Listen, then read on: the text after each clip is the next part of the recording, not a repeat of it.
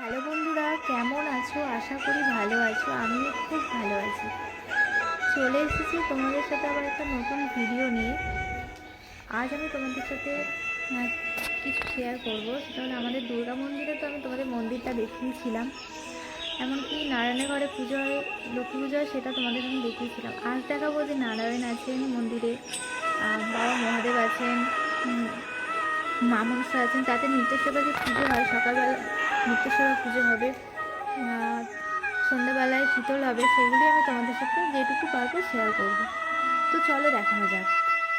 তো বন্ধুরা, দেখো সকাল সকাল চলে এসেছি আমি মন্দিরে। তখন খুব ঠান্ডা ছিল বন্ধুরা, টুপি পরে সোয়েটার পরে চলে এসেছি। তো দেখো এখন কেউ নেই, ফাঁকাই, তো তাই আমি তোমাদের ঘরে ভালোভাবে দেখাতে পারছি। তো এই দেখো, এদিকে মহাদেবের ঘর, এদিকে দুর্গা মন্দির পুজো হয়, এটা নারায়ণের ঘরে ঢুকে পড়লাম। এখানে জোগাড় হচ্ছে, প্রত্যেকটা ঘরে ঘরে নৈবেদ্য দেওয়া হবে। তো চলো আমাদের একটু দুর্গা মন্দিরের ভেতরে গিয়ে তোমাদের দেখাই, কারণ আমি এর আগে দেখাতে পারিনি। তো দেখো, এবছর দুর্গাপুজোর সময় যেটুকু পারবো ভিডিও তোমাদের সাথে আমি শেয়ার করব, চেষ্টা করব করার।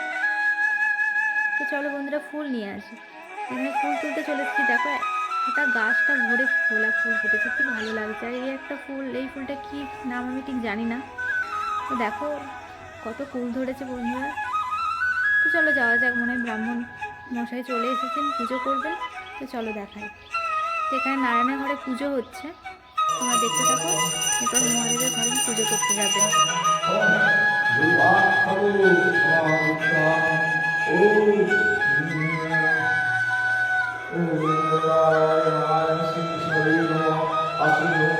মহাদেবের ঘরে পুজো করবেন। ব্রাহ্মণরা ঘরে পুজো করতে থাকবে।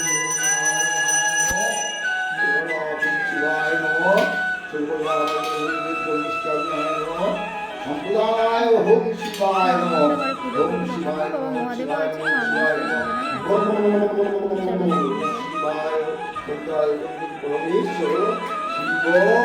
যাক। দেখো বন্ধুরা, সব ঘরে পুজো হয়ে গেছে। এবার বাড়ি যাওয়া যাক।